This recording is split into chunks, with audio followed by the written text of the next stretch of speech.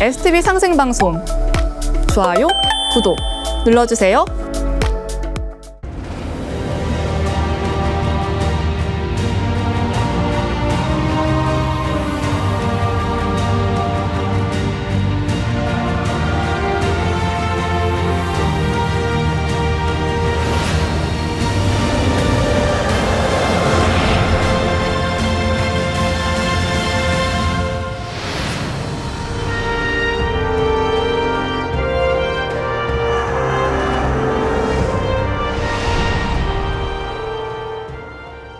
자, 질문이 있었어요. 왜 천도교수 당대에 이제 문화주권이 보천교의 인권이 너무 많이 몰리니까 이런저런 비판도 하기 시작하는 거야. 특히 너희들은 왜 현대교육을 못 받게 하냐?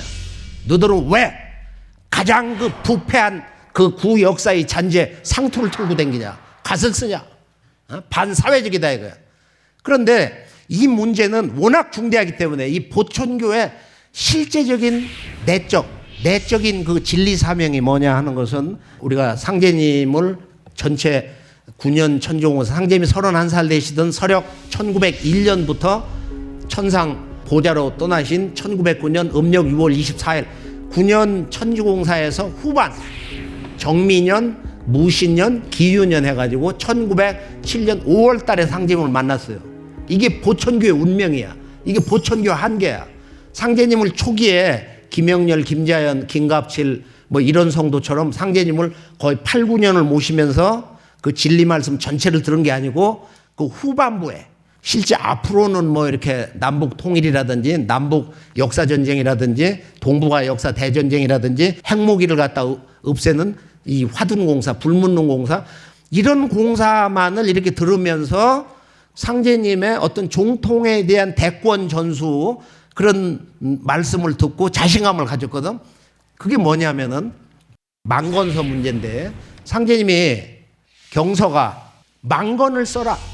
세상에서 다 버렸지만 너는 망건을 써라. 망건을 쓰라는 건 상투를 틀으라는 말씀이야. 상투를 틀어라. 그럼 이 말씀이 뭐냐면은 상제님이 이제 그 시를 보면은 망건을 한번 쓴다고 굳은 결심을 하고 써야 다시는 머리를 깎지 않는다면 다 단발령하고 다 지금처럼 이렇게 치는데 상제님이 지금 언명을 내리시는 거예요. 천주님이 너는 오늘로부터 머리를 빗게 올려가지고 상투를 틀고 망건을 써라. 망건서를 보면 이렇게 시작을 해요. 무유 망건이 있느냐 없느냐 즉 상투가 있느냐 없느냐 상투 틀고 망건을 쓰느냐 안 쓰느냐 하는 것은 무유 그 다음 네 글자가 중요한 거야. 천주님이 우주의 진리 명령을 내리는 거야. 일신현심이라 한 몸이야. 일신현심이라 내 한 몸, 네 한 몸 동아리에 현심, 현대라는 현자야. 드러낼 현자, 나타날 현자. 너의 마음을 본래의 마음, 오리지널 마인드를 드러내는 거야. 그 부처의 마음, 하나님의 마음, 천주님의 마음, 우주의 마음. 이 마음을 주관하는 분이 천지의 원주인 천주님인데 그걸 정치학적인 그런 6.25 도교적 표현으로는 상제님이라고 그러는데 원래 신조 이후로도 9,000년 동안 상제님으로 불렀잖아요. 삼신상제님. 이게 상제님의 명을 받은 동서고금의 왕들은 다 상투를 틀었어. 아프리카, 이집트, 뭐 우리가 중동 가면 다 상투를 틀었단 말이야. 근데 이 상투 문화가 지금 서구 근대화되면서 이게 다 잘려버린 거야. 앞으로 남북 전쟁에서 새로운 고난의 과제가 오는데 그때 그것을 끌려는 것은 그러니까 상씨름은 상두쟁이가 하네 그러시거든요. 상씨름은 상두쟁이가 하네. 20세기에 이제 세계 정치 질서를 애기판, 총각판, 상씨름판으로 얘기하는데 1차, 2차 세계대전 끝나고 이 남북 지금 이 분단력 이게 지금 3차 세계대전이라고. 이것을 끌어내는 것은 상두쟁이가 하네. 그러니까 개벽대장 박홍호 성도가 물었어요. 상두의 뜻이 무엇이옵니까? 그러니까 상두는 북두니 칠성이니라. 이게 칠성문화거든. 이 우주의 정치 주관자 천주님 성부 아버지가 북두칠성에 계신다 이거야. 그 궁전이. 서양 문화에는 이런 게 없잖아. 그 천주님 아버지가 어디 계시냐. 아버지를 인격으로도 얘기를 안 하니까 초월신으로. 그런데 이 동양에서는 모든 종교는 다 천주님은 인격신이야. 주제자고. 그래서 그 천주님과 한마음이다. 나는 한마음이다. 한마음으로 산다. 이것을 하나의 예식으로, 생활문화 예식으로 그것을 표현하는 것이 이제 상투인데, 지금 여무유 일신현심이라, 네 한 몸에 바로 너의 본래 마음, 네 마음과 천주님 마음이 하나 된 그 마음을 드러내는 거다. 그 마음을 표현하는 거다 말이야. 아주 중요한 거야 이게. 지금 이 보천교의 가장 중대한 인류 원형 문화를 복원하는 그 근본이 이 한 말씀에 있는 거예요.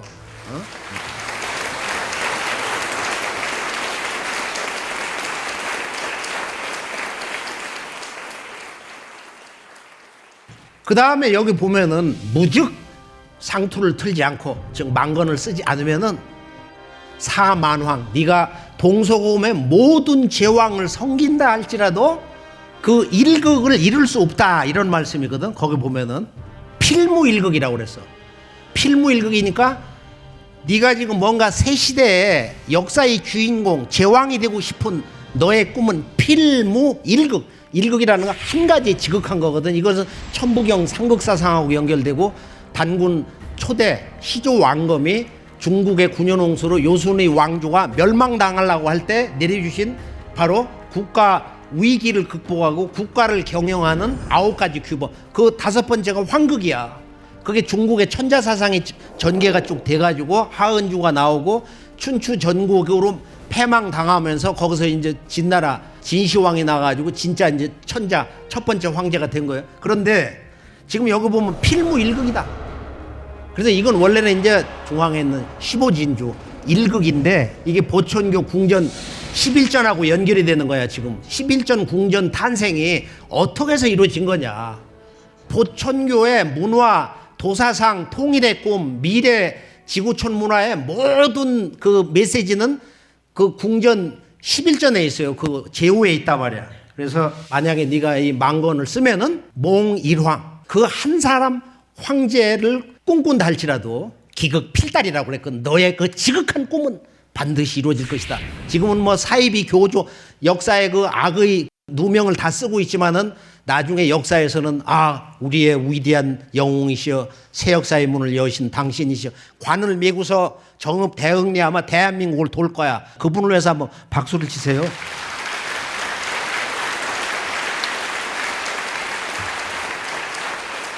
그러고서 이제 상제님이 9년 공사를 마치시던 바로 그 해, 기유년 1909년 정월달에 도기로 39년인데 경찰이 강정산 상제님을 잡으러 와서, 그러니까 경서가 내 대신 네가 저들을 보낼 수 있냐? 예! 하면서 이제 보내고 왔어. 그러니까 경석은 아주 대제다, 만인지장이 될 만하다. 오늘은 내가 너에게 일극을 붙여주리라. 여기서 새로운 역사 시대의 미래 인류사의 새 역사를 선언한 그런 문화 제왕으로서, 황제로서 너를 내가 인정을 한다 이거야. 왕자 포덕도수를 붙였거든. 그래서 이제 상제님이 막 꾸짖으시고 여러 가지 부정적 또는 긍정적 이런 공사가 엮어져요. 예를 들면은 상제님이 이제 태전으로 이렇게 들어오시면서 그 어떤 차돌이 많은 그 지역에서 차돌을 호주머니에다 잔뜩 넣었다가 그걸 다 빼가지고 김명렬 성도에 주시거든. 그러면서 상제님이 팍 부딪히니까 불이 번쩍 나. 형렬이 너도 해봐라. 불이 나거든. 근데 하루는 구리골에서 차경호 성도가 오시니까 저놈은 어디서 찾아오나 굴뚝새 같다, 시커멓다고 말이야. 그러니까 어린 딸과 같은 호연이가 차돌을 몇 개 준비해가지고 쑥을 주면서 이상한 짓을 하거든. 차돌을 부딪혀 보세요. 그러니까 차돌이 번쩍 불이 나기도 하고 불이 나지도 않기도 해. 이게 이제 보천교 문명의 한계야.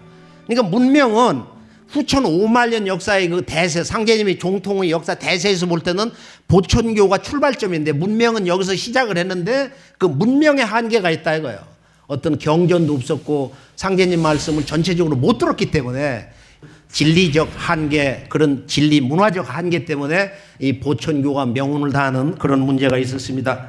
그리고 이제 이 보천교를 우리가 인식을 할 때 가장 중요한 건 뭐냐면은, 보천교를 원래 창도한 분은 차경석이가 아니야. 그건 뒤에 자기가 모시고 있었던 강정산 상제님의 종통 계승자, 도통 계승자인 여자 하나님, 후천은 곤도운이다. 도금 동약으로는 아무것도 이룰 수가 없다. 앞으로는 곤도운이 크다 이거야. 여자의 운이 크다 해서 상제님이 이제 수부도수로, 수부는 인간과 신명의 어머니인데 지엄이 이 수부 경서가 네가 내 일을 하려거든 수부를 내세워라. 내 일은 수부가 들어야 되는 일이니라. 그런 말씀을 하세요. 그래서 이제 상제님을 모시고 와가지고 처음 그 이제 하는 일이 뭐냐면은 자기 이종 누님을 이렇게 천거하는 거야. 이분도 동학교도였어. 그래서 고수부님이 이제 상제님으로부터 수부 책봉 공사를 받고 너와 나의 합독으로 3개 이 우주를 개조를 한다. 또 수부의 치마폭을 벗어나면 다 죽는다. 또는 나의 천지 대권은 너희들의 어머니 나의 수부에게 전한다. 그래서 이 수부님이 상제님이 천상 보좌로 옥좌라 가신 2년 뒤 1911년 음력 9월 19일 날 상제님 성탄 치성을 차경석 성도에게 준비하라 명하시고 그 전날 치성을 모시고 그 다음 날 상제님 천지 성령을 받아가지고 도통을 하시잖아요. 그러고서 한 달 후 10월 달에 상제님 성도들 좌절에 빠진 성도들 다 불러서 바로 정읍 대흥리 차경석 성도 집에다가 당시 이제 교단 창도를 선언하신 거야. 그래서 이제 거기서 2년 후에 장기동이라는 분이 김영렬 김자연 성도하고 이제 사돈관인데 그 양반 아주 대부호야 사실이 그 전라남도에서. 그래서 그 양반이 헌성을 해가지고 교당 도장 건물을 이렇게 짓고 해서 이제 그때 이제 교명이 뭐냐면은 교가 아니야. 보천교의 본래 이름은 처음 이름은 선이라고 해라. 수부님 말씀이 그냥 선이라고 해라. 진법은 뒤에 나온다. 그러고서 차경석 성도가 1916년에 24방주를 짜고 그리고서 3년 뒤 3.1 독립운동 끝나고 나서 몇 달 뒤에 함양에서 이제 보화교다. 보라는 건 넓다. 광대무변하다 이런 뜻이야. 그러니까 원시천주 조화정의 그 조화를 우리 몸과 마음 속에서 이것을 상제님의 마음처럼 광대무변하게 조화문명, 조화신법, 조화인간의 의식을 넓혀간다는 뜻이 아닌 게 이게 원래 제대로 된 건데 여기도 교자를 붙였거든. 태모님은 그냥 선이라고 그랬어. 우리는 선 공부다. 이건 후천 가을 우주의 선, 영원 불멸의 인간 되는 공부란 말이에요. 그래서 이제 태모님이 이 살림살이를 다 남겨주시고 김제 조정골로 가시는데 1918년에 그러고서 이제 이 차경석 성도가 교권을 완전히 장악을 하고서 1919년에 60방규제를 짜고 그리고 1921년에 이제 마침내 한 나라를 건설할 수 있는 이제 그때 이제 100만 단위가 훨씬 넘은 거야 이게 숫자가. 그렇게 해서 국호를 떼시자 한 글자를 써요. 그러고서 이제 나라 이름을 선포하고 여러 가지 이제 자기 교명도 정하고 그러는데 중간 한번 정리를 해보면은 보천교는 이 천주님의 아들 최수훈 대신사님이 우주가 지난 5만 년 우주 봄철에 개벽이 된 이후로 인류가 이제 여러 번 소개벽을 당해가지고 10,000년 전 지금 문명이 열렸는데 이제 그 5만 년 역사에서 이 선천 우주 상극 우주를 막는 그 선언을 수훈아 네가 처음 한다 이거예요. 원래 이것을 이렇게 쉽게 우리가 어린 시절부터 중고등학교, 대학교 이런 사상사, 역사 시간에 가르침을 받아야 되는데 이 쉬운 새 역사의 근본 명제가 왜 이렇게 왜곡이 되고 힘드냐. 그래서 제가 이 문제는 이렇게 우리 역사 문화가 다 파괴돼 가지고 식민 역사 그 악패가 어느 정도로 부정적인 영향을 줬느냐 하는 것을 곰곰이 요즘도 밤마다 이렇게 사색을 해보면은 참 아주 가슴이 섬뜩하고 그래요.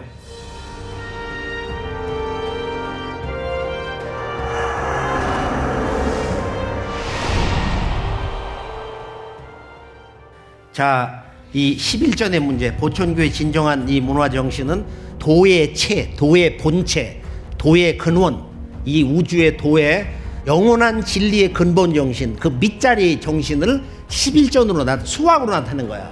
이건 천부경 문화의 위대한 계승이요, 그에 대한 그 마무리, 그 진리 정의 사건이기도 하고, 그리고 이것은 진리를 은폐한 거야. 수로서 은폐를 했는데 11전은 뭐냐면은 10이라는 것은 우주의 원십자냐 이게. 우주의 정동서남북 우주의 원십자고 또 뭐 이것을 여러 가지로 얘기하는데 불교의 만자 원형도 그게 우주 원십자를 연속으로 해가지고 그게 만자 문양이 된 거예요. 우리가 터키 이스탄불 가보면은 1500년 전에 기독교 카톨릭 성당은 왜 거기 절 만자가 그냥 꽉 찼냐 말이야. 그거 보면은 이슬람 사원도 이란에 가보면은 이슬람 거대한 사원에 만자가 꽉 찼어요. 그래서 이 11전의 10이라는 것은 앞으로 오는 지금 13579 선천의 그 양의 시대, 분열의 양의 시대에서 이제 음의 시대로 246810의 끝수, 종수, 십수 시대로 가는데, 이것은 이제 음의 시대를 이야기하기도 하고, 그다음에 모든 것의 장벽, 그러니까 인간의 내면적인 마음과 영의 세계나 현실적인 이 사회 제도, 국가 제도, 뭐 이런 언어가 됐든지 뭐 의식의 장벽이 됐든지 무수한 장벽이 있잖아. 크고 작은 천지 안의 모든 물리적 장벽, 제도적 장벽, 문화적 장벽, 또는 심리적인 인간의 갈등과 자기 분열, 이런 것도 완전히 다 치유돼서 진정한 자유와 해방을 누리는, 이걸 상징하는 거야. 이게 완전한 소통과 완전한 개방.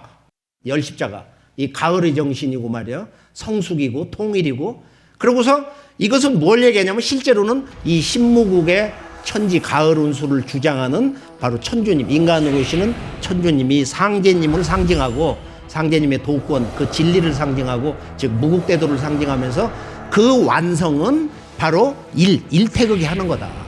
그리고 10과 1을 합하면 이게 토야.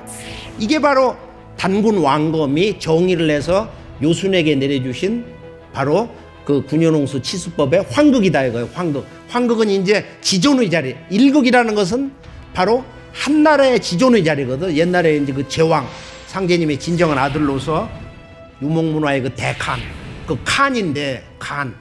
그래서 나는 바로 이 상제님의 아들이다. 또는 동학에서부터 외친 후천개벽, 후천선경, 다시개벽, 오말년운수, 이것을 완성하는 그 주인공이다. 11성도는 상제님과 나, 뭐 이런 뜻도 되는 거고, 또는 우리가 본체론 도체, 우주원리로 말하면, 동양 철학 우주론으로 말하면 신무국과 일태극의 그 관계를 얘기하는데, 11전은 다시 말하면 11이라는 거 합하면 토기 때문에 이건 다른 말로 무국과 신무국과 일태극, 그것을 실제 역사 속에서, 정치 체제 속에서 국가 통치자로서의 그 역할이 환극이다. 환극. 그러니까 환극이 이 무국과 태극의 꿈을 완성하는 거야. 그래서 11전이라는 것은 차경석 성도의 뱃속에 들어가서 우리가 그 진리, 정신으로서 쉽게 말하면은 11전은 환극전이다. 새 역사의 자기가 제왕이라는 거야. 그러니까 우리가 왜 보천교회 우리의 꿈이 있냐? 그것은 당대 지식인들이 너무도 깊은 절망에 빠져가지고 7.18로 얼마나 많이 변절했어요. 언론기관도 그러고 말이야.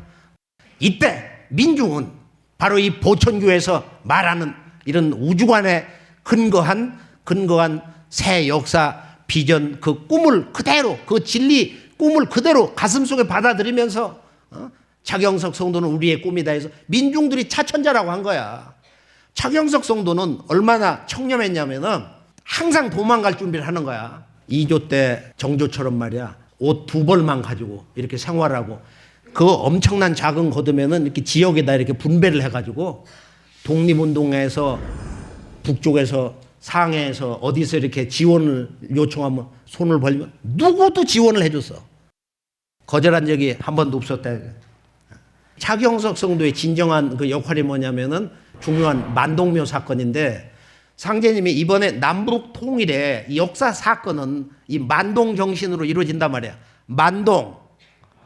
만동이라는 것은 일만만자 동력동자인데, 이것은 본래는 이게 4대주의, 이 명나라를 큰 집으로 떠받드는 이게 4대 존명사상의 상징물인데, 이것은 지금의 충북 괴산, 청주 화양동에 가면은 그 만동묘가 있어서, 예전에 이제 임진 조일 전쟁 때 명나라에서 이제 군병을 보냈는데, 그때 임금님을 고맙다고 그래가지고 이 송시열 이런 양반들이 그 사당을 만들었거든. 그래서 대원군이 이제 사원 철폐할 때 다 없어졌다가 지금은 복원을 해놨어요. 괴산에 가보면은 거기 이제 만동묘. 만동이라는 것은 수지대원은 황하수요, 산지대원은 뭐 골륜이란 말이 있어. 지가서 첫 페이지 들어가면 그 얘기가 있거든. 그러니까 골륜산이 뻗어가지고 저 백두산으로 이렇게 쭉 해서 태백산으로 해가지고 전라도로 해서 삼신산으로 해서 이제 천주님이 오시거든. 그런데 그 황하 물결이 천리만리를 가가지고 결국은 한반도 이 조선 황해로 빠진단 말이야.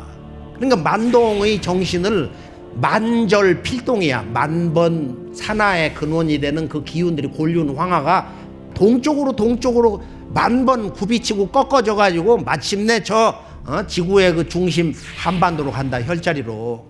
그러니까 이 만동이라는 것을 뒤집어 가지고 본래의 뜻으로, 그 만동은 중화가 아니고 내가 있는 이곳이 바로 중화다. 상제님 이런 선언을 해. 그래 대국의 칭호는 우리가 쓴다. 지금 중국이야. 여기는 대한이야, 대한민국. 상제님 공사로 국호를 그렇게 쓰는 거예요.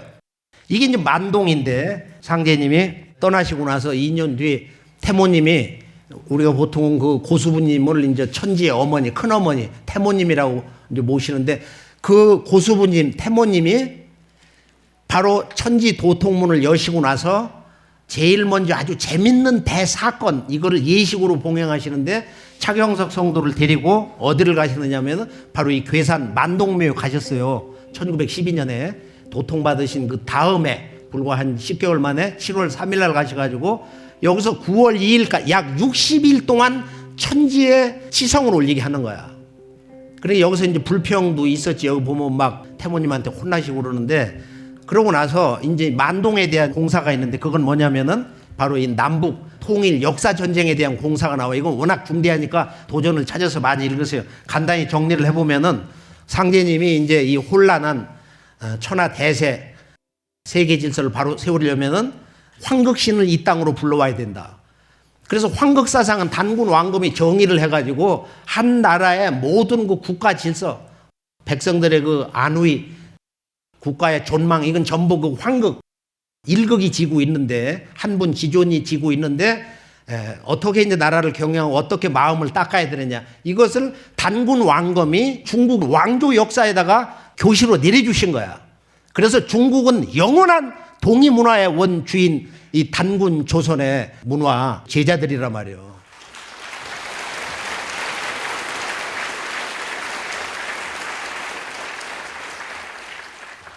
상제님이 만동묘의 역사 정신을 바로 세우셔가지고 여기가 만동이다.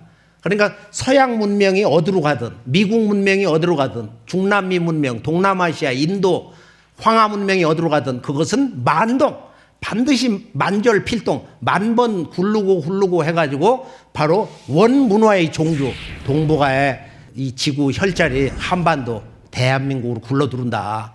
정신 차려라. 이 천하 대세 운세를 놓치지 말아라. 아까 칼롤에서도 바로 시오 이내시오, 이 우주에 단 한 번뿐이 운수다 말이에요. 이번 운수가. 그것을 선언한 게 바로 보천교예요.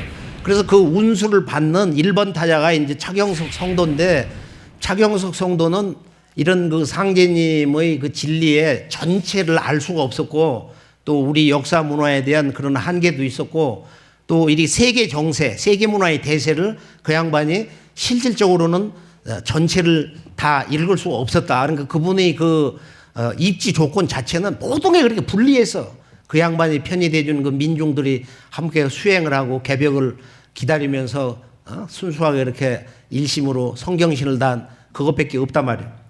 그래서 오늘 이제 마무리로 들어가는데, 혼란무도한 이 세계 질서 바로 세우려면은 황극신을 조선으로 불러와야 되는데, 그 황극신은 지금 청나라의 광서제에게 붙어 있다. 그래서 상제님 시천주 조화정 주문을 며칠씩 성도들하고 이렇게 밤낮 읽으시는데, 갑자기 이 소리가 운상하는 소리와 같다. 어로의 길인데 임금님이 가는데, 지금 임금님이 죽는다는 말씀을 하셔. 운상하는 소리를 어로라고 하는데, 이는 곧 임금의 길이다.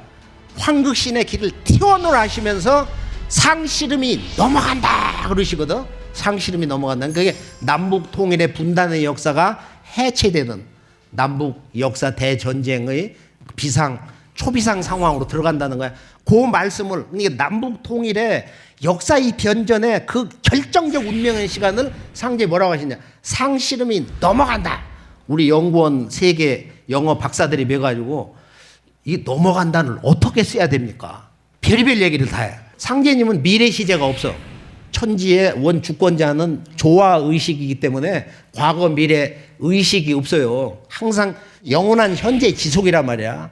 우리가 그것으로 해서 도를 닦는 건데, 그래서 이때 이제 그 상제님의 그 만동묘 광서제, 이 기운이 차경호 성도 보천교회 창업의 도수하고 연결이 되는구나. 이게 이제 세계 일가 통일정권공사다. 자, 그러면은 차경석 성도는 전체적으로 보면은 갑오년에 억울하게 준비가 안 된 그 동학군 혁명의 현장에서 수수만 명이 그렇게 참혹하게 죽었는데 그 신명들을 해원을 시켜서, 즉 역사를 정화해서, 맺힌 역사를 정화를 해가지고 이 동학의 본래 사명, 천주님이 인간 세상에 오시고 그분이 직접 도통문을 열어서 인존천주, 인간이 되신 천주님으로서 가을 우주를 이 땅에서 열어놓으신다. 그분이 도는 종교가 아니다.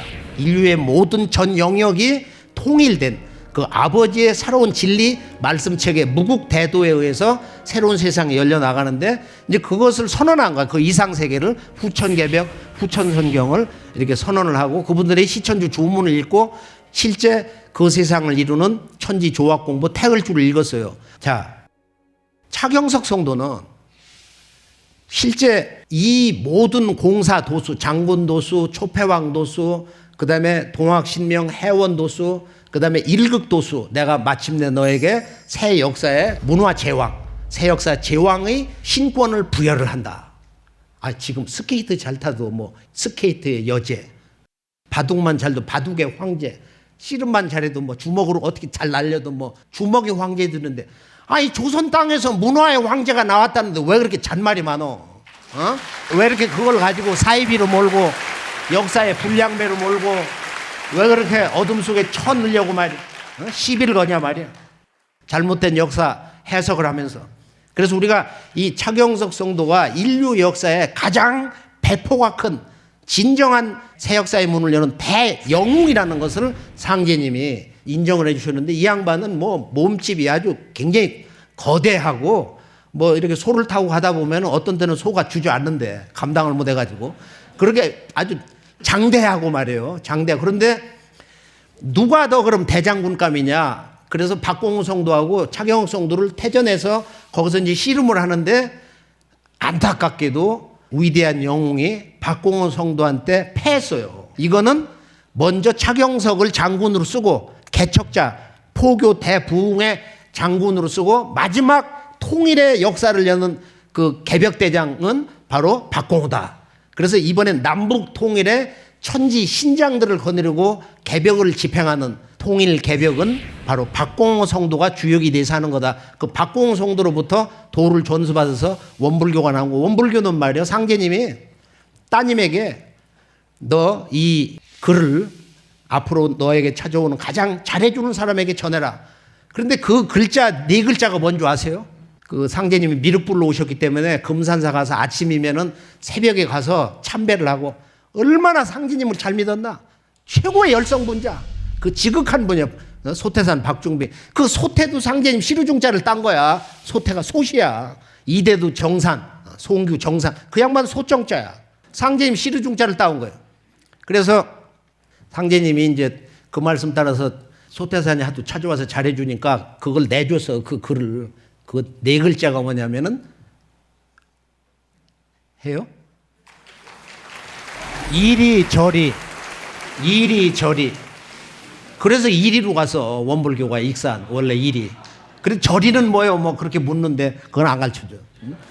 그 앞으로 일어나는 일이니까. 그래서 우리가 이제 이 원불교는 원래 상제님 공사에 의해서 익산에서 그렇게 태어난 거다. 왜냐하면 이대 교주 송교가 그 태모님에게 찾아왔어요. 17인가 8 소년 때 그 와서 이렇게 도 닦게 해달라고 태모님이 보내셨어. 그리고 아버지가 찾아왔으니까 자네 아들을 좀 제발 데려가소. 이게 원불교 교사 책에 나와, 이 기록에. 그래서 우리가 현대 종교서라는 게 보면 다 보천교회 그 뿌리를 받고 있고, 한양훈 회장이 30년 민족종교 협회장은 이분도 원래는 강대성이라는 양반인 그 상제님 그 영을 받았다는 양반인데, 회문산에서. 그래서 그 양반이 세상 뜨고 나서 이제 그 지리산 청학동에다가 갱정 유도회다 이렇게 바꿔놨단 말이에요. 원인이 보천교야. 보천교 그 뿌리가 강증산 상제님에도. 자, 차경석 성도의 그 천명 통일의 역사를 여는 과도기에 일본 제국으로부터 철저히 발이 묶여가지고 패망을 당하게 되지만은 전체 역사에 주어진 객관적 조건이 차경성은 그걸 이겨낼 수가 없는 거야. 그래서 나중에 결국은 병자년 1936년 음력 3월 10일 날 자살을 합니다. 그때 이제 그 옆자리에 누구가 이렇게 있었고, 그때 유언이 뭐냐 하는 것을 증언해 준 분이 그 장손 집안의 차봉수 할머니가 그걸 아주 그림처럼 영화처럼 이렇게 증언을 한번 해준 적이 있어요. 내가 교도들에게 너무 힘들게 해서 그것을 견디지 못하고 이제 세상을 떠난다는 유언을 하게 됩니다.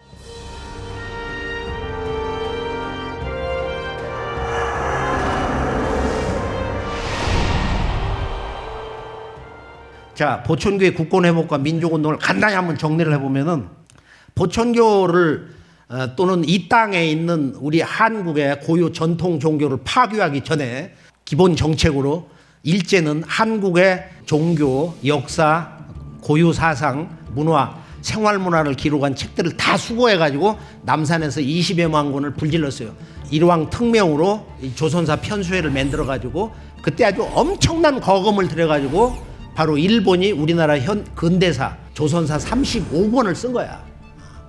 그래서 우리가 우리 역사를 침략자에게 근원을 다 파괴당하고 그들이 이제 고대사다 부정하고서 그러고서 이제 근대사 중심의 그런 책을 썼는데, 그러고 나서 일본은 이제 황민화 정책, 일본 천황을 중심으로 해서 일본의 신도를 근간으로 해서 일본 국민의 정신을 통일한다. 그래서 일본 신도를 종교 분리하는 거야. 모든 그 사찰을 다 내몰거나 파괴하거나 이제 신도하고 불교를 분리해가지고 그렇게 해서 신도는 초종교다. 그렇게 해서 신도로서 우리 한국의 국민들도 신사참배를 하게 하고, 남산에 거대한 그 신사가 있었잖아. 그러면 일본이 이런 종교 정책을 쓸 때 신도하고 그다음에 기독교, 불교는 그걸 종교로 인정하고 나머지는 전부 이거 유사종교야. 유사종교고, 그 일본의 황민화 정책이라든지 일본 침략, 정복, 전쟁에 도움이 안 되는 것은 아주 철저하게 파괴를 하는데, 치안유지법을 보면은 이게 얼마나 아주 악질적이냐면은, 치안유지법은 처음에 이제 뭐 그 공산당 적용을 하다가 종교단체 뭐 이렇게 모여들고 뭐 주문만 읽고 뭐 해도 잡아다가 그냥 직결 심판이야. 그래서 일본 내지에서만 7만 5천 명을 때려 죽였다는 거야. 치안유지법이 그 이전의 법이 보면은 아주 천구에 그렇게 고약하다고 말이야. 그래서 일본의 그 신도라는 것은 본래 우리 한국의 원형 문화 역사 시대, 환국 배달 조선, 이 역사 문화 시대에 그 본래 그 신도, 그걸 이제 신교라고도 하고 신도라고 그래. 주역은 관괴, 신도라는 게 있잖아. 그래서 이 신도를 일본이 갖다가 그것으로 다시 자기 문화 조국의 그 정신 문화 역사 근원을 다 파괴하고 바로 조선 국민의 그 정신을 자기들 일본 아마테라스 오미카미를 근본으로 하는 일본 태양신을 근본으로 해서 우리 조선의 그 정신을 재구성하려고 했었던 아주 그 상상할 수 없는 이제 그런 그 음모가 있어요. 이게 사실이 이게 일본 신사참배라는 것은 단순히 지들 신사참배라는 게 아니야. 이게 지금 9,000년 역사 그 대세 그 틀에서 지금 이 문제를 이렇게 봐야 된다.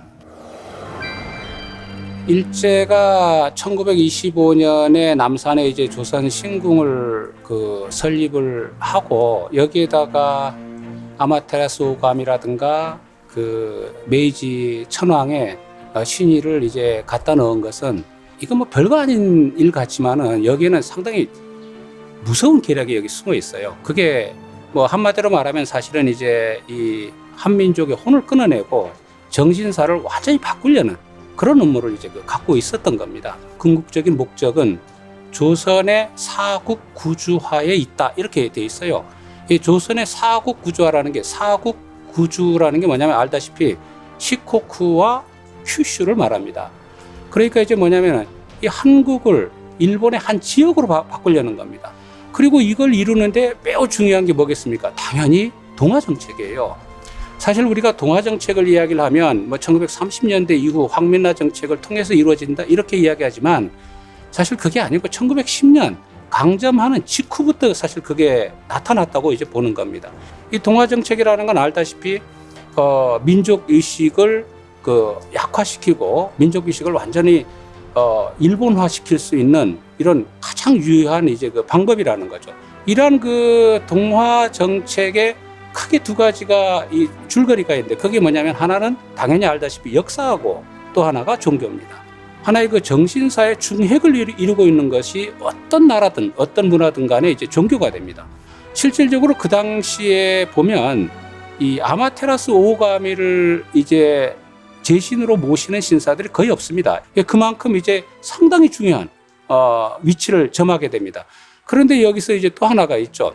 조선신궁에는 단군 성조의 신의가 모셔지게 됩니다. 이걸 소위 말해서 우리가 단군 합사론이라고 이제 이야기를 합니다. 이 단군을 합사하는 게 좋은 의도라기보다는 바로 아마테라스 오오가미란 일본의 최고신 밑에 거기도 이제 메이지 천황보다도 그 밑에다가 이제 두는 그런 모습으로 이제 만들어진 거죠. 그래서 이제 조선신궁이 1925년 완성이 되면서 아마 다 아시다시피 그때부터 역사 왜곡의 발판도 이제 마련하기 시작합니다. 아시다시피 조선사 편수에도 이제 출범을 하기 시작했고, 그 다음에 요게 조금 지나면 신사 참배도 이루어지고, 그 다음에 본격적인 황민나 정책.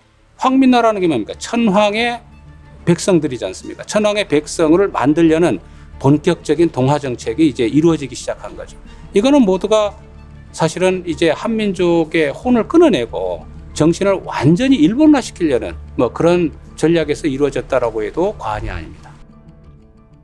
이제 그 1915년 8월에 그 포교육 규칙에서 이제 이런 문제가 나오는데, 아까 이제 뭐 신도 또는 불교, 기독교는 항무국에서 1935년에 조선의 유사종교, 그래서 이게 대부분 보면은 다 유사종교 사입 이름으로 가지고 이건 경무국에서 손봐줬다고 그러는데, 기독교는 말이요 1938년에 27체 총회에서 그 장로교회가 결의를 해서 신사참배를 하자. 장로교회 74%가 이미 신사참배를 하고 있었다 이거예요. 일제치하의 그 보천교 1922년에 이제 등록을 해라. 그래 거기에 이제 그 유책에 빠져가지고 조직이 이제 들통이 나면서 그때 적당히 이제 뭐 숫자를 얘기했을 거 아니에요. 실상은 얘기를 못했어도. 그래서 일본에서 이제 이 사이토 총독이 차 교주를 직접 만나기도 하고, 김구 선생도 김이독립 만세 전후에 정읍을 비밀리에 여러 차례 그 찾아왔다. 이것은 차경호 성도의 셋째 딸 그 차삼이 할머니가 증언한 것이 이렇게 이제 지금도 내려오는 거예요. 이런 내용들이 우리가 이 모스크바의 그 극동 약소민족 회의 때 뭐 1만 원, 지금으로 말하면 그게 5억을 준 거야 차비로. 그때 참석을 할 때 여운형, 김규식 이런 양반들이 대표로 갈 때 독립운동 북만주 상해 임시정부 그 누가 손을 벌려도 바로 독립운동의 메카, 독립운동의 심장부 정읍 보천교에서는 그 누구도 지원을 했다 이거예요. 상해 임시정부에 뭐 5만 원을 줬다. 김잔진 장군에 아까 2만 원이 아니고 5만 원이다. 김철수 박사가 그런 얘기도 했고요. 또 그 유명한 타너 스님의 아버지 김홍규는 바로 그 24방주에서도 아주 중심 이 목방주였는데, 이 양반이 10만 원을 집에 가지고 있다 걸려서 아주 그 고문당한 이야기.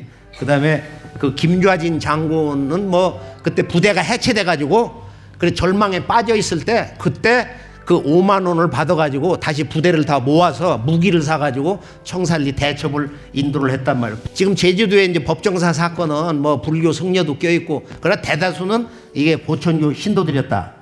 그다음에 지금 우리가 이제 이 건물을 다 해체를 해가지고 11전 뜯어다가 지금 불교, 대한민국 불교 지금 종로 대웅전이 됐는데, 조계사 대웅전 어떻게 지어졌나? 일제강점기에 보천교를 일제가 강제로 해산시키자 불교계는 보천교 본소 11전 건물을 사서 조계사 대웅전 건축자재로 활용하였다. 대웅전을 완공하기까지 든 비용은 약 19만 원, 현재 가치로 약 100억 원이었다. 이러한 역사적 사실은 어떻게 밝혀졌는가? 2016년 10월 25일 조계사 대웅전 준공 78주년을 앞두고 동국대 불교학술원 불교기록문화유산 아카이브 사업단은 10월 19일 한국불교역사문화기념관에서 기자간담회를 열었다. 이 간담회에서 통도사 극락암 명정 스님이 소장하고 있던 경봉 스님 유물 중에서 조계사 대웅전 건립 과정을 적은 이종욱 스님의 서찰을 공개하였다. 김광식 동국대 교수에 의하면 당시 한국 불교를 대표하는 조선 불교 선교 양종의 총본산인 각황사가 훼손되어 스님들은 불교계에 사활을 걸고서 현재 조계사 대웅전 자리에 법당을 옮겨 짓겠다는 원력을 세웠다. 각황사 불사를 위해 1937년 2월에 총본산 건립위원회가 발족되었고 월정사 주지 이종욱 스님이 건립위원장을 맡았다. 서찰에 따르면 보천교 교주가 세상을 뜨자 불교계는 보천교 건물을 경매로 헐값에 사들이고 이종욱 스님이 총본산 불사에 쓰일 후원 금액을 사찰별로 적시한 사실을 알 수 있다. 서찰을 보면 사찰에서 내답하기로 한 금액 가운데 남은 금액 500원을 송금해 주시길 간절히 바랍니다. 보천교 건물이었던 것을 이전에 사두었다. 제일 문제가 되는 것은 금전 이무로 특별하신 용단을 내려주시길 바란다. 조선 불교의 생명이 이번 사업의 여하에 달려있고 전국 조선 팔도의 사찰에 위풍을 진작하고 독촉하는 것은 통도사와 범어사 두 본산의 완납에 달려있는데 한 본산은 완납을 하였으니 이제는 화상께서 큰 결단을 내리시기 바랍니다. 라고 하였다. 이리하여 한민족 정신의 중익이었던 보천교의 11전은 한 달 만에 해체되어 조계사 대웅전의 건물로 건립되었다.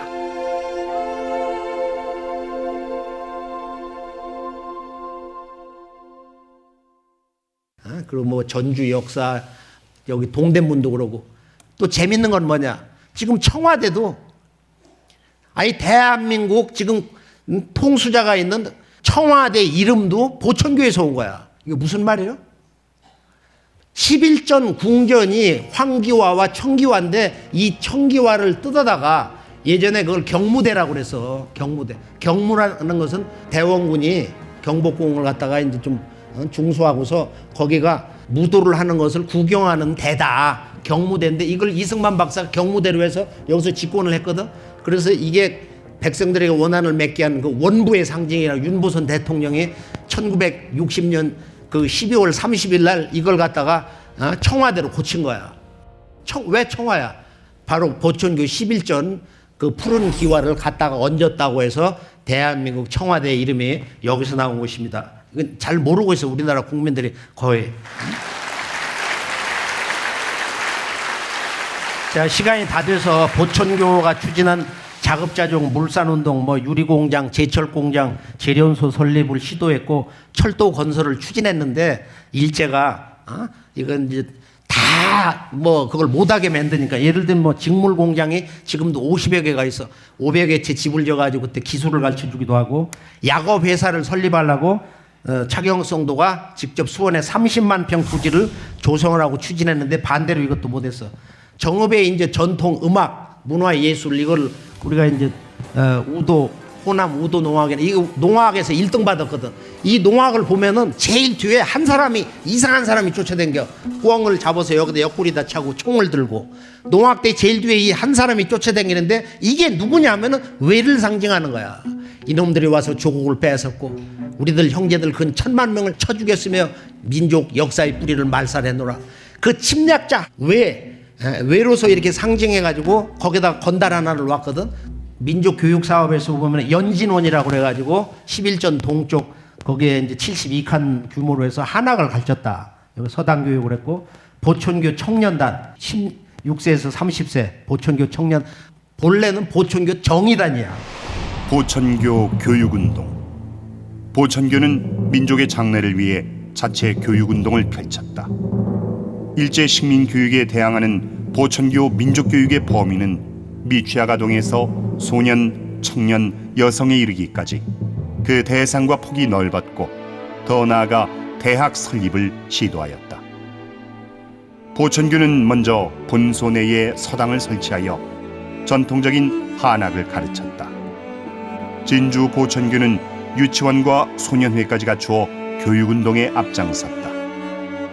1923년 경남 진주 진정원에 보효 여자 야학회를 시작하고 그 안에 교유부를 두어 만 3세 이상 6세 미만의 유년을 모집하여 보통 교육을 시행하였다. 같은 해에 진주 보천교는 소년회를 만들었고 보천교 소년 중 신체가 건강하고 의지가 견고하며 학적이 양호한 자를 선발하여 소년군을 만들어 사회 본공의 필수 과목을 가르치기도 했다. 원래 보천교 정의단이었던 보천교 청년단은 만 16세부터 30세 이하의 청년을 대상으로 하여 야학 활동도 펼쳤다. 차경석의 여동생 차윤숙은 보천교의 구학문 장려 방침을 넘어 진취적인 방향으로 나아가 보흥 여자 사립 수학을 설립하였다. 젊은 여학생들로 하여금 신지식을 함양하고 장래 사회에서 활약하게 하여 보천교를 진흥시키려 한 것이다. 당시 남존여비의 사회풍토에서 여학생을 위한 교육기관을 설립한 것은 매우 중요한 의미를 갖는다. 보천교는 교육운동에 박차를 가하여 순수 민족대학도 설립하려 하였다. 1922년 이상제, 조만식 등 47인은 일제의 우민화 교육에 맞서서 민족문화운동 차원에서 대학을 설립하고자 조선 밀립대학 기성회를 설립하고 이듬해 3월 29일에 8기인 총회를 열었다. 그러나 대학 교육을 통해서 민족 주체의식을 바탕으로 인재를 양성하려는 보천교의 미래지향적 교육운동은 안타깝게도 일제의 탄압과 방해 공작으로 무산되었다. 보천교는 일제의 식민 통치 아래에서 비밀리에 독립자금을 지원하는 등 독립운동을 전개하였을 뿐 아니라 이처럼 민족문화운동의 일환으로 교육사업을 펼쳤다. 이러한 교육사업은 일제의 우민화 교육에 대항하고 민족의식을 고취하여 인재를 양성하는 민족운동이었던 것이다. 기산조합을 설립해가지고 이제 이 경제 자립에 대해서 했는데 이 조합장이 경호실장 바로 서상근이에요. 아주 기골이 장대한 양반. 그래서 이 양반이 나중에 이제 개혁파로 돌아서면서 이게 이제 한 2, 3년 만에 무너졌는데 그 양반 아내가 지금 90이 넘어서 살아있어요. 황해도에서 이제 간호사를 한 분인데 아주 지식이 대단합니다. 유치원 설립을 해가지고 경남 진정원에서 보유 여자 야학회, 효유부를 만들었다. 소년회, 소년단, 이런 소년군, 군 조직도 이렇게 만들려고 그랬고, 그 다음에 보천교가 이제 한창 때 보천교 출신의 그 인도교 최경대라는 분이 600여호를 거느리고 저 만주, 심양, 봉천 여러 곳으로 이제 이주를 했는데 대략 지금 보면 한 그 5,000명 정도가 이주를 한 거야. 제가 한 15년 전에, 근 20년 전에 심양을 답사를 할 때 보니까 강명추라고 하는 그때 이제 젊은이를 만났는데 심양에는 지금 보천교 마을이 있습니다. 그런 얘기를 해. 또 제주도에서 가난을 면하기 위해서 1만 명, 2만 명이 계속 그 오사카 쪽으로 해서 이렇게 뭐 돈 벌러 이렇게 가는데 그때 보천교 신도 3,000명이 갔어. 보천교 신도가.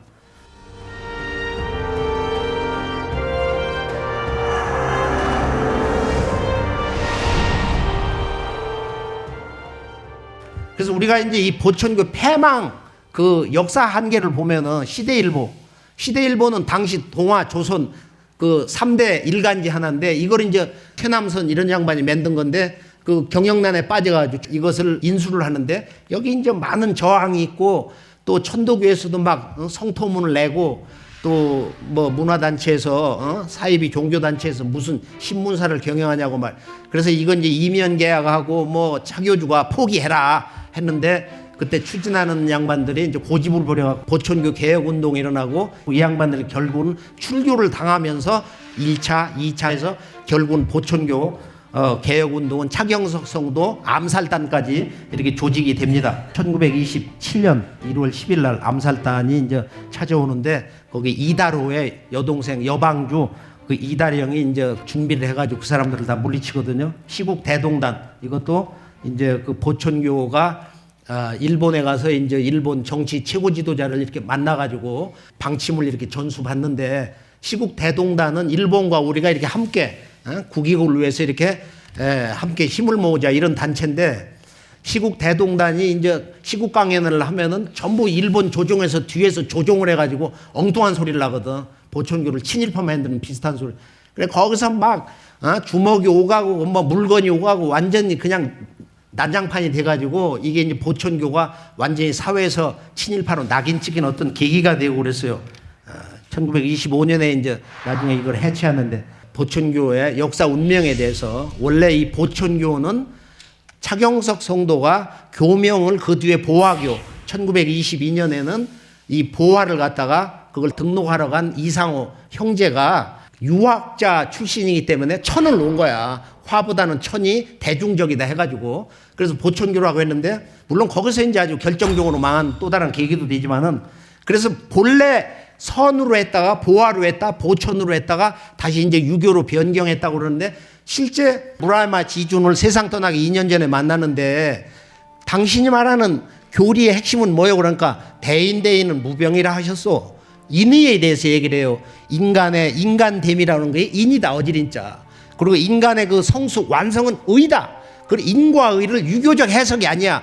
이 차경성도의 가슴 속에는 강정산 상제님의 대인대인은 무병이니라 그 말씀을 그대로 정리를 멋지게 한 거고 보천교 연역사를 보면 차경석 성도는 아주 한문학에 이런 그 유학을 초월한 그 나름대로 깨달음을 가진 강건한 그러면 아주 지혜로운 그런 구도자였다는 걸 알 수가 있어. 그래서 이 원 보천교의 근원이 되는 여자 하나님 이 태모님이 직접 그 성도들을 데리고 가셔서 11전 건물 위에 올라가셔가지고 보천교에 대한 최종 사망 선고를 하시는 거야. 뭐라고 하시냐면은 흥강가라는 노래를 부르셔요. 그렇게 해서 도솔천궁 조아라 나무 미륵존불 조아이마 천계탑 나무 미륵존불 부르시는데 그러니까 너 왜 신법을 더 깊이 있게 강렬하게 닦지 않고 상제님 인간으로 신 천주님 진법을 제대로 전하지 않냐? 미륵님 용환학원이 이것밖에 안 되냐? 이게 본래는 보천교가 더 강력하고 더 사상적으로 그 새 문화를 준비를 좀 더 체계적으로 잘했어야 됐는데 차경성도와 상제님을 모신 그런 그 짧은 2년 실제로 한 1년 6개월밖에 안 되는 그런 구도 생활의 가르침을 받는 연륜이 짧았기 때문에 상제님 가르침 전체 그 진리 대세를 결코 알 수가 없었습니다. 그래서 보천교는 잡농운이라 집만 지면 11전 건물이 완공되면서 그 실제 패망의 역사로 끝난다.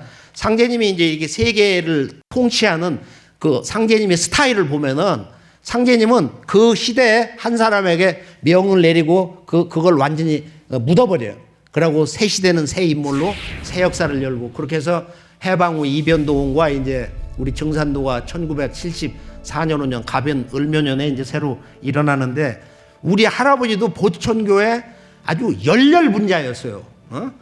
우리 아주 굉장히 그 부자로 잘 살았던 그 조부님이 내인거에 오가는 모든 보천교 신도 간부들을 1년 360일 문을 열어놓고 그분들 밥해 드리고 노자를 주시고 말이야. 그러면서 자기 아들을 나중에 일꾼으로 기르려고 보천교 그 교적부에다가 그때 이제 그 의금이라는 제도가 있었는데 그 성금을 많이 내주시고 그래서 녹표라고 해서 그것도 여러 장을 사가지고 아들을 위해서 이렇게 기르고 앞으로 미래 새 역사 통일 문화를 여는 바로 이 지구촌의 유일한 희망의 중심 우리 정산도 그 뿌리 되는 현대 역사의 실제 그 첫 출발 동학에서 꿈을 이루고자 일어났던 이 참동학의 서곡 보천교를 우리가 다시 한번 이렇게 인식을 하면서 이 보천교가 우리 한국과 또 전 지구촌 억압받는 인류 모든 종교인 성자 또 정치인 문화인 평범한 보통 사람들 모든 사람들의 가슴 속에 맺혀 있는 그런 상극의 원한 이것을 상생으로 그리고 모든 인류는 한 형제다 한 부모에서 나왔다 그래서 근원으로 들어가는 그 원시 반본 이런 진정한 미래의 이 문화 독립의 메카로서 보천교를 우리가 다시 한번 정리를 하면서 일제에 넘어갔었던 완전한 그 절망의 시간대 유일한 우리 역사 문화에 꿈을 안겨준 인류의 새문화 소식을 전해준 이 보천교 그 보천교를 가슴에 안고 그리고 굳건하게 그 민초들이 꺾이지 않으면서 차경석 성도는 정말로 그 어떤 탄압과 결정적인 파괴 공작에도 움쩍하지 않았어요. 그러나 마지막에 동료 도생들이 그 고난에 처하는 그 모습들을 보면서 그 성금을 걷어서 자기가 호의호식하기 위해서 제왕이 되기 위해서 그랬던 것이 아니고 그 당시에 우리 역사에 가장 우선적인 제1의 근본 그 돌파구는 독립운동이었기 때문에 운동의 중심에 있었던 그 상해 김구 선생이라든지 여러분들이 그 차경석 성도를 때로는 뭐 북쪽의 김자진 장군이나 상해 임시정부에서 초대를 해가지고 그때 독립운동 집단을 통합하기 위해서 이분을 주석으로 당수 주석으로 대통령으로 추대까지 하려고 했었던 그런 자기들의 그 계획이 있었다. 또 그 내밀하게 보천교 차경성도 집안에서 그런 이야기들이 내려오고 있습니다. 상제님이 일본은 주인 집을 뺏으려고 하기 때문에 앞으로 참혹하게 망하고 품삯도 못 받고 빈손 들고 신발만 두 짝 들고서 이렇게 들어간다. 장차 미국과 싸우는 것은 배사율의 범함으로 앞으로 참혹히 패망당한다. 그러니까 원자폭탄으로 멸망당하는 거, 패망당하는 걸 상제님이 공사로 그렇게 말씀하시는데 보천교를 오랫동안 하다가 제주도에서 천법사장으로 돌아가신 그분 이야기, 그분의 증언 이야기를 지금 3인이 살아있는데 보천교를 한 60년 그 전부터 보천교 이후 이렇게 평생 한 60년을 하면서 천법사장 그 얘기를 보면은 그 일본은 앞으로 10만 명 살기도 힘들다. 실제로 개벽을 할 때. 일본은 99.9%가 이번에 소멸이 됐는데 그러니까 보천교인들이 실제 가을 개벽 이야기를 어느 정도로 알고 있었냐. 그들이 그 꿈꿨던 그 보천교의 가을 우주 이야기, 가을 개벽, 후천 개벽 이야기, 후천 선경 이야기 그 내용들은 뭐 여기서 전혀 지금 얘기를 못하고서 지금 끝나는 거지만은 오늘 말씀에서 우리가 그 보천교에 대한 일반적인 학문적 도담이라는 것은 사실 레파토리가 너무 짧은 거예요. 응? 그들이 남겨놓았던 문화유산이나 이런 뭐 독립운동 또는 뭐 고문당한 이야기 또 여러 가지 그 당시에 뭐 반사회적인 이야기 지금 이야기를 했잖아요. 이 상투를 튼다는 것은 인류 원형 문화에서 모든 종교인 모든 기도자 도통을 꿈꿨던 이런 사람들이 이루려고 했던 불성 하나님의 마음 그다음에 천국 영원한 인간 바로 그것을 이루는 예식이거든. 생활문화 예식이거든. 우리가 소학을 보면 아침에 일어나면 제일 먼저 하는 게 망건 쓰는 거야. 상투 틀어가지고 소학에서부터. 이게 유학의 그 원문화도 동방에서 나간 바로 이 상투 틀고 망건 쓰는 거야. 망건서를 보면은 뭐가 있냐면은 제일 먼저 하도이기 마인동하니 망건을 왜 쓰냐? 우주 수학. 이 우주 문명의 원 근원이 5,500년 전에 지금 태극기 8궤를 지은 복희 씨가 하늘에서 받아내린 하도인데 하도를 보면 1에서 10수가 동서남북 중앙에 있잖아요. 그런데 이걸 말이 지고 나왔단 말이야. 그 말총을 뽑아서 망건을 쓰는 거야. 상투 틀고 망건을 쓴다는 것은 바로 이 우주 문명을 받아내린 바로 우주의 수학의 교본인 바로 하도를 들고 나오는 그 말의 기운을 여기다가 우리가 매면서 보천교는 가을 우주 문명을 여는 그런 그 복희 씨의 그 도학의 문명의 꿈을 이루려고 했던 하나의 그 디딤돌 출발점이었다. 그래서 그 시를 이렇게 보면은 박남박식이 수 복희인고 그 누가 복희와 같은 박남박식 앉아냐. 그것이 보천교에서부터 이 가을 우주 문명을 비추는 진리의 태양이 여기서부터 이렇게 떠오르기 시작한 거야. 떠오르다가 잠깐 깜깜해진 거야.